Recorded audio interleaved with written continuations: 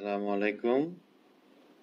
আজ 27শে অক্টোবর, সপ্তাহের দ্বিতীয় দিন, সোমবার ছিল। গত দিনে ক্যান্ডেলটা ভালো ছিল না, ক্যান্ডেলের উপর উইক ছিল, এর একটা বিয়ারিশ ক্যান্ডেল হয়েছিল। আজকে সেটা রিফ্লেকশন ঘটেছে এবং বিগত দিনে যে একটা আপসুইং হয়েছিল একটা গ্রিন ক্যান্ডেল দিয়ে, সেই ক্যান্ডেলটা পুরোপুরি কাভার দিয়ে আজকে নিচে চলে এসেছে। এই জায়গায় একটা মিড লাইনে সাপোর্ট আছে, একটা ট্রেন্ড লাইন ড্র করা আছে। যদি আমরা এই ডাউন সুইংটাকে একটা জায়গার মধ্যে আনতে চাই, ট্রেন্ড লাইনের মধ্যে আনতে চাই, কিন্তু ট্রেন্ড লাইন মাঝামাঝি জায়গাটা থেকেই রিজেকশন পেয়েছে বলতে হবে। মুভিং এভারেজ 7টা ক্রস দিয়ে ফেলেছে। এখন এই যে প্রিভিয়াস বটমের জায়গাটা হয়তো তার সাপোর্ট হতে পারে, এবং যদি সাপোর্টটা না পায় তাহলে ট্রেন্ড লাইনের নিচে চলে আসতে পারে। আমরা বলেছিলাম এই ক্যান্ডেলের দিন যে মুভিং এভারেজ 20 পয়েন্ট হয়তো আপসুইং হতে পারে একটা, কিন্তু এটাও বলেছিলাম যে ভলিউম যদি অগ্রগতি না করতে পারে গ্র্যাজুয়ালি, এই সুইংটা টিকবে না।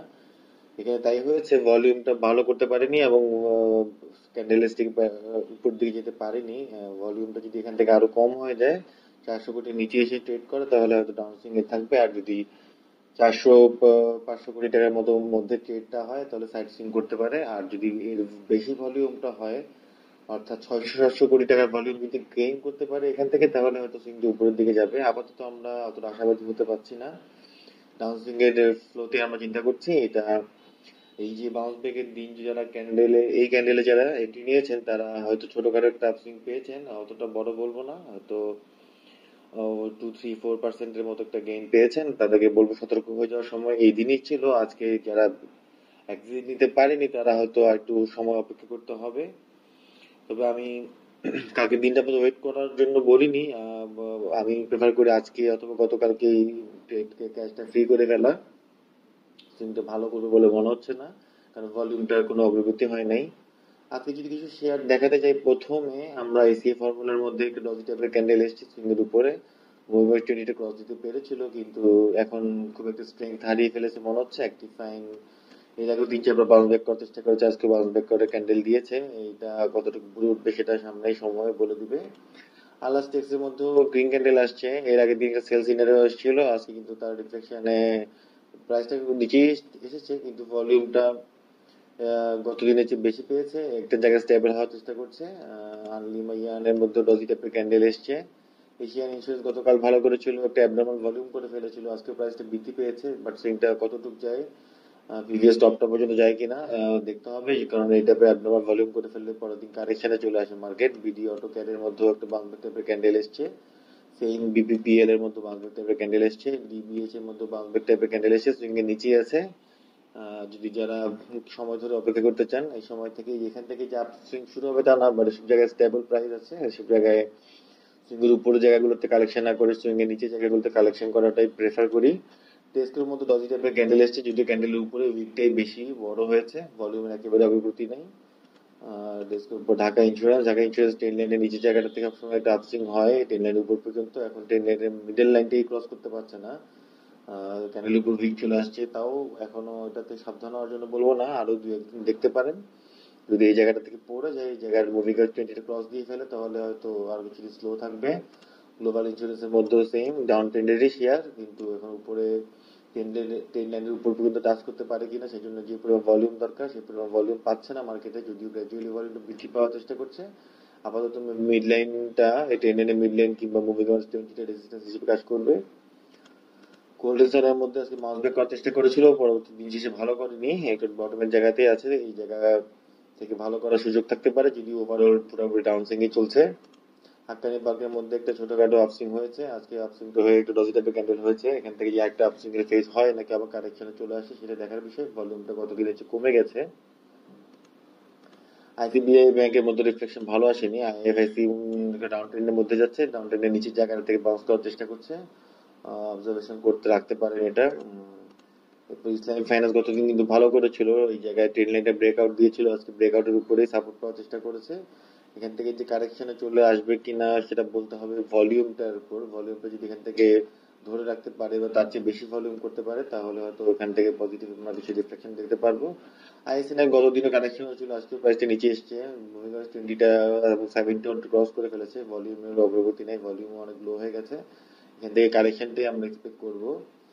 জনতা ইন্স্যুরেন্স ওভারঅল তার সাইক্লিং এর মধ্যে আছে, আজকে মুভিং 20 আর 7 এর মাঝামাঝি থেকে একটা বাউন্স করার চেষ্টা করেছে। খুব একটা হোপফুল না। ইন্স্যুরেন্স সেক্টরে কিছু কিছু শেয়ার ভালো করছে, বেশিরভাগ শেয়ারই খারাপ করছে। জিএমএ আজকে ডজি টাইপে ক্যান্ডেল করেছে, বাট এটা ডাউন ট্রেন্ডেই আছে ওভারঅল, নিচে থেকে হয়তো বাউন্স করার চেষ্টা করছে, অবজারভেশনে রাখতে পারেন। এনসিসি ব্যাংক, আচ্ছা এলআরবির মধ্যে মাসব্রেক টাইপের ক্যান্ডেল এসছে, মার্কেন্টাইল ব্যাংকের মধ্যে মাসব্রেক টাইপের ক্যান্ডেল এসছে, যদিও কিন্তু অনেক নিচে চলে এসছে, এখন কিছুদিন স্লো থাকবে এটা আশা করি। মার্কেট টাইপের বন্ড ফেব্রিকের মধ্যেও ডজি টাইপের ক্যান্ডেল এসছে, ভলিউম পাওয়ার চেষ্টা করেছে। এখন ওভারঅল সিচুয়েশন খুব একটা ভালো না, ছোটখাটো একটা আপসুইং হয়েছিল, বাট আজকে কিন্তু সিচুয়েশন ভালো না, সাবধান হয়ে যাওয়ার সময় এসছে। এনসিসি ব্যাংকের মধ্যে অনেক নিচে থেকে, ট্রেন লাইনের নিচে থেকে বাউন্স করার চেষ্টা করছে, ভলিউমটা পাওয়ার চেষ্টা করছে, কিন্তু প্রাইসটা বাড়তে পারছে না। এই জায়গায় ট্রেন লাইনটা ব্রেকডাউন দেওয়ার পর আসলে মার্কেটে শেয়ারটা স্লো হয়ে গেছে। নিটোল ইন্স্যুরেন্সের মধ্যে একটা ছোটখাটো আপ সুইং এর মধ্যে আছে, কিন্তু এই ট্রেন লাইনের নিচে জায়গাটা থেকে টাচ করেছে, এখান থেকে সে বাড়তে পারে কিনা দেখার বিষয়। আপাতত খুবই স্লোই যাচ্ছে, ভলিউমের খুব একটা অগ্রগতি নাই। নুরানের মধ্যে ডজি টাইপের ক্যান্ডেল এসছে, বদমা লাইফও বদমাপের ক্যান্ডেল এসছে, সুইংটা হান্ড্রেডের নিচে লাইটে টাচ করে এখন মিডল লাইন বরাবর পর্যন্ত ছোট একটা সুইং হয়েছে, এখন এই জায়গায় ব্রেক করতে পারে কিনা সেটা দেখার বিষয়। পিপল ইন্স্যুরেন্স একদম বরাবর দেখেন, এই চ্যানেলটা আঁকা আছে, চ্যানেলের এই নিচের জায়গাগুলো থেকে কালেকশন করে উপরের জায়গাতে সেল করে দেওয়াটা ছোটখাটো ডাউন ট্রেন্ডের শেয়ারে, ডাউন ট্রেন্ডের মার্কেটে এই ধরনের ছোটখাটো প্রফিটের জায়গা পাওয়া যায়। আজকে ভলিউমটাও একটু অ্যাবনর্মাল হয়ে গেছে, হয়তো আগামী দিন এখান থেকে আবার কারেকশনে চলে আসতে পারে। যদি ব্রেকআউট দিয়ে ফেলে তাহলে একটু ব্রেকআউট এর জন্য দেখতে পারেন আপনারা। পিপল ইন্স্যুরেন্স পুরো বিজনের গ্রিন ক্যান্ডেল এসছে, কিন্তু সিচুয়েশনটা খুব একটা ভালো না, ভলিউমটা লো হয়ে গেছে। রিলায়েন্স ইন্স্যুরেন্সের মধ্যে ডজি টাইপের লং টেল ক্যান্ডেল এসছে, ভলিউমটা বাড়ার চেষ্টা করছে, কিন্তু ভলিউমটা আসলে যে লেভেলে এক্সপেক্টেড সেই লেভেলের ভলিউম হচ্ছে না। আর স্টিল স্টিল কারেকশনের মধ্যে যাচ্ছে, কারেকশন গুলো অবজারভেশনের মধ্যে রাখতে পারেন। শ্যাম্পু শিকার ভালো করার চেষ্টা করেছিল, টেন লাইনের উপরে জায়গাটা থেকে ফল করেছে, আমাদের টেন লাইন যে ড্র করা ছিল সেখান থেকে রেসপেক্ট করে আবার নিচের দিকে চলে এসছে, ভলিউমটা গ্র্যাজুয়ালি বৃদ্ধি পেল, খুব একটা আশানুরূপ ভলিউম না। আমাদের লেদার তো একটু বড় আপসুইং হয়েছেই, এখন ডজি টাইপের ক্যান্ডেল করছে, এর উপরে আসলে সেফ ট্রেডের জায়গা না, আমরা নিচের থেকে দেখিয়েছিলাম সামাতে লেদারকে 3-4 দিন ধরে, 5-6 দিন ধরে ভালোই করেছে, এখন কিন্তু সাবধান হওয়ার সময় চলে এসছে। সামাতে লেদারের পর আমরা দেখাবো সোনার বাংলা ইন্স্যুরেন্স। সোনার বাংলা এসে ডজি টাইপের ক্যান্ডেল করছে, সুইংটা একটু বটমের জায়গাতে আছে, এখন এই ট্রেন লাইন এসে উঠতে পারে কিনা সেটা দেখার অপেক্ষা, এই জন্য ভলিউমটা ভালো করতে হবে, ভলিউম ছাড়া ভালো করবে না শেয়ারটা। সানলাইফ ইস্যুর মধ্যে অনেকদিন রেডের পরে একটা ডজি টাইপের ক্যান্ডেল এসছে, সুইংকে নিচের দিকে আছে, উপরে 3টা লেয়ার সে পড়েছে পতনটা, এখন বেড়ার সময় কি একটা জায়গায় স্টেবল হওয়ার চেষ্টা করতে হয়, প্রথমে স্টেবল হওয়ার চেষ্টা করছে, এরপরে সে লেভেল গুলো ব্রেক করার চেষ্টা করবে। যদি এখান থেকে ভলিউম না পায়, আমি খুব একটা ভালো কিছু করবে এক্সপেক্ট করি না। তসলিমা গুড ডিভিডেন্ডের নিউজে ভলিউমটা পেয়েছে, একটু প্রাইসটা উপর দিয়ে যাওয়ার চেষ্টা করেছে, সুইংটা হয়তো ছোট হবে, এই সামনে হয়তো 18 টাকা 19 টাকা 19 টাকা 18 টাকা 90 পয়সা 19 টাকার দিকে সে একটা রেজিস্ট্যান্স ফেস করবে, এই রেজিস্ট্যান্সের জায়গা থেকে হয়তো সে সেল প্রেসার চলে আসতে পারে আবার। ইউনিলিভারের মধ্যেও আজকে ডজি টাইপের ক্যান্ডেল এসছে, যদিও প্রাইসটা অনেক নিচে চলে এসছে, খুব একটা ইন্টারেস্টেড না। ইউনাইটেড ইন্স্যুরেন্স ভালো করার চেষ্টা করেছে, বঙ্গস ভালো করেনি। আচ্ছা, আমরা যদি আজকে টপ ভলিউমের কিছু শেয়ার দেখাতে চাই, টপ ভলিউমে প্রথমের দিকে আমরা ছিল ফার্স্ট ব্যাংক, খুব একটা ভালো রিফ্লেকশন আসেনি, সিটি ব্যাংক কিন্তু কারেকশনের দিকে চলে আসছে, এই 2 দিন ধরে কারেকশন হয়েছে, বড় কারেকশনই হয়েছে বলতে চাই, যে বুলিশ ক্যান্ডেলটা পুরোপুরি ক্রস দিয়ে ফেলেছিল, পরে আবার শেষের দিকে বাইরে এসছে। ক্যাপিটাল গ্লোবাল ফান্ড, এইটা গ্রোথ ফান্ডটা ভালো করেছে বলতে, ভলিউমটা কমে যাচ্ছে গ্র্যাজুয়ালি, হয়তো ট্রেন লাইনের নিচ পর্যন্ত জায়গাতে চলে আসতে পারে, জায়গা থেকে বাউন্স ব্যাক পেলে নতুন করে হয়তো এন্ট্রির জন্য চিন্তা করা যায়। রবির মধ্যেও গত সপ্তাহে ভালো করার টেন্ডেন্সি ছিল, এটা কিন্তু এখন ট্রেন লাইনের নিচের লাইনটা থেকে বাধা পেয়েছে, রেজিস্ট্যান্স পেয়ে প্রাইসটা মুভিং এর 20 থেকে সাপোর্ট নেওয়ার চেষ্টা করছে, এখান থেকে যদি ভলিউমটা না পায় এটা কারেকশনে চলে আসবে আরো। সিমপ্লেক্স এটা অনেকদিন ভালো করেছিল, এখন এসে একটা জায়গায় এসে আটকে পড়ে গেছে, ভলিউমটা যদিও পাচ্ছে তো আশানুরূপ ভলিউম না, এই জায়গা থেকে সেল কারেকশন হয়ে যাওয়াটাই আশা করি। সেল সিনারিও হয়ে গেছে অলরেডি এখানে। ডমিনেজের মধ্যে সেম, টপে এসে আটকে গেছে, ভলিউমটা গ্র্যাজুয়ালি ডিক্লাইনিং। ব্যাংক এশিয়া আজকে রিফ্লেকশন ভালো আসেনি, এর আগে 2-3 দিন ভালো করে একটা অ্যাবনর্মাল ভলিউম করে ফেলেছিল, আজকে ভলিউমটা ওই লেভেলের হলো, প্রাইসটা বাড়তে পারছে না এই জায়গা থেকে। সাউথ ইস্ট ব্যাংক গ্র্যাজুয়ালি এই ব্রাঞ্চ ব্যাংকগুলো ডজি ক্যান্ডেলগুলোর পরে ভালো করার চেষ্টা করছে, আরো 2-1 দিন হয়তো দেখতে পারেন, এখনো সেলে আসেনি, আগামীকালটা হয়তো দেখতে পারেন, আগামীকাল ভালো করলে সেল করে প্রফিটটা বুক করে ফেলবেন। আনোয়ার গ্যালভানাইজিং আজকে বেশি ভালো করেছে, এরকম ভালোটা আসলে বেশি ভালো বলবো না, ভলিউমটা খুবই অ্যাবনর্মাল, সাধারণত এরকম অ্যাবনর্মাল ভলিউমের পর একদিন প্রায় সাস্টেন করতে পারে না। যদি ট্রেন লাইনের উপর জায়গা থেকে সে বাউন্স করার চেষ্টা করে তাহলে হয়তো, এবং এই জায়গায় স্টেবল হওয়ার চেষ্টা করে কিছুদিন, এই জায়গাতে হয়তো নতুন করে এন্ট্রি জায়গা হবে, সেটাও তাও আরো 7-8 টাকার নিচে, কালকে হয়তো এই জায়গাতে চলে আসতে পারে। আইপিডিসি গত 3-4 দিন ভালো করেছিল, ছোটখাটো টাপ সুইং জায়গা হয়েছিল, ট্রেন লাইনটা ব্রেকআউট দিয়ে উপরে রয়েছে এখন। এখন এখান থেকে কারেকশনটা না হয় যদি আবার নতুন করে বাউন্স ব্যাক করে তাহলে হয়তো নতুন করে এন্ট্রি নেওয়ার চিন্তা করতে পারেন। বিএফএসিডিএল ভলিউমটা পাচ্ছে কিন্তু প্রাইসটা সেই অনুরূপ বাড়ছে না, এখন মনে হচ্ছে টপে এসে আটকে গেছে এরকম মনে হচ্ছে।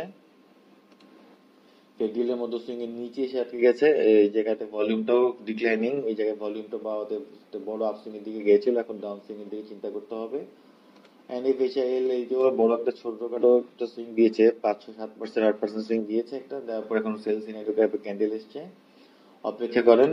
কেভিপিএল এ অনেক কারেকশন হয়ে গেছে, এই জায়গায় অনেকেই উপরের দিকে কারেকশন হওয়ার আগে ভলিউম পেয়েছিল, এইসব জায়গায় ভলিউম করে মানুষজনকে আটকে দিয়ে এটা আসলে কারেকশনে চলে গেছে, এখন আবার ভলিউম করছে সুইং এর নিচে এসে, এখান থেকে যদি বাউন্স টাইপের ক্যান্ডেল আছে নতুন করে একটি জায়গায় দেখতে পারেন। সাপোর্টও সেম একটা জায়গায় সুইং এর উপরের দিকে আটকে আছে, ভলিউম পাচ্ছে না, এই যেতে কারেকশন হয়ে যাওয়াটাই স্বাভাবিক হতে পারে।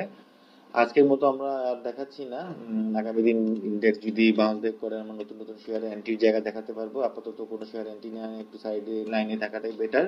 আর যে ডিভিডেন্ড প্রিভিয়াস পিরিয়ড গুলোতে একটু প্রাইস ফ্ল্যাকচুয়েট করে, আর ইন্ডেক্সের মধ্যে ভলিউম না থাকাতে আসলে বেশিরভাগ বিনিয়োগকারী সাইড লাইনে আছেন, এখান থেকে আমরা অবজারভেশনে থাকবো।